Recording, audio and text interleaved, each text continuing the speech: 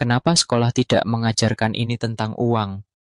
Selama bertahun-tahun kita duduk di bangku sekolah, kita belajar tentang matematika, sejarah, sains, dan bahkan hafalan kimia. Tapi anehnya, ada satu pelajaran penting yang hampir tidak pernah diajarkan. Bagaimana mengelola uang? Mengapa? Kenapa sekolah tidak pernah serius membekali kita tentang cara menggunakan, mengelola, dan mengembangkan uang?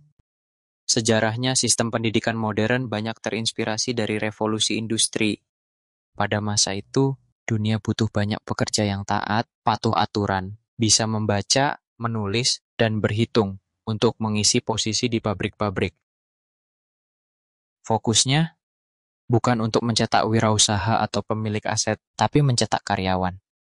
Makanya, kita diajari disiplin waktu, mengikuti perintah, dan bekerja keras, tapi tidak diajari bagaimana menghasilkan uang sendiri atau mengelola uang yang kita punya. Mengelola uang butuh pola pikir berbeda. Mengelola uang itu bukan cuma soal hemat, ini soal pola pikir.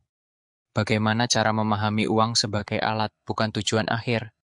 Bagaimana memanfaatkan uang untuk menciptakan lebih banyak peluang, bukan hanya menukarnya dengan gaji bulanan. Tapi hal seperti ini hampir tidak pernah disentuh di sekolah. Ilmu tentang uang bukan sekadar matematika. Sebagian orang berpikir, sekolah sudah mengajarkan matematika, berarti sudah cukup.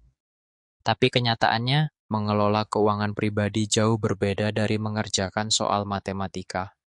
Kita butuh tahu tentang bagaimana membuat anggaran, cara mengelola utang, pentingnya investasi, bedanya aset dan liabilitas, dan bagaimana membangun penghasilan pasif. Sayangnya, semua ini absen dari kurikulum sekolah. Masyarakat umum pun tidak terbiasa membahas uang. Di banyak budaya, membicarakan uang dianggap tabu. Orang tua jarang mengajarkan anak-anaknya tentang mengelola keuangan. Akibatnya, banyak orang dewasa yang tumbuh tanpa bekal keuangan dasar, masuk ke dunia kerja, berutang, menghabiskan gaji, dan terjebak dalam lingkaran hidup dari gaji ke gaji. Dan semua itu terjadi tanpa kita benar-benar sadar. Siapa yang bertanggung jawab? Apakah kita harus menyalahkan sekolah? Sebagian mungkin iya, tapi pada akhirnya bertanggung jawab terhadap hidup kita, ya kita sendiri. Belajar tentang uang itu adalah pilihan sadar, bukan sesuatu yang datang otomatis karena sudah lulus sekolah. Untungnya, sekarang dengan semua informasi yang ada, kita bisa belajar kapan saja. Buku, podcast, video YouTube seperti ini tuh semua bisa jadi guru baru kita. Apa yang bisa kita pelajari sendiri tentang uang? Inilah beberapa ilmu tentang uang yang penting tapi jarang diajarkan di sekolah. Pentingnya membangun dana darurat, konsep bunga berbunga dalam investasi, risiko inflasi terhadap tabungan, mengapa utang konsumtif berbahaya, cara menciptakan sumber penghasilan pasif. Semua ini tuh seharusnya menjadi bagian dari pendidikan dasar kita. Ayo belajar uang dengan kesadaran baru. Mungkin kita terlambat mendapatkan pelajaran ini di sekolah, tapi tidak ada kata terlambat untuk mulai sekarang. Uang adalah alat.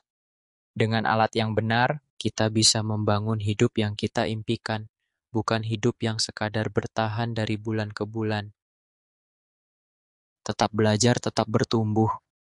Karena di dunia nyata, pemenang bukanlah yang paling pintar secara akademis, tapi yang paling paham cara memainkan permainan uang. Kalau kamu merasa video ini bermanfaat, jangan lupa untuk like, share, dan subscribe. Karena di channel ini, kita akan terus belajar hal-hal penting yang sayangnya tidak pernah diajarkan di sekolah.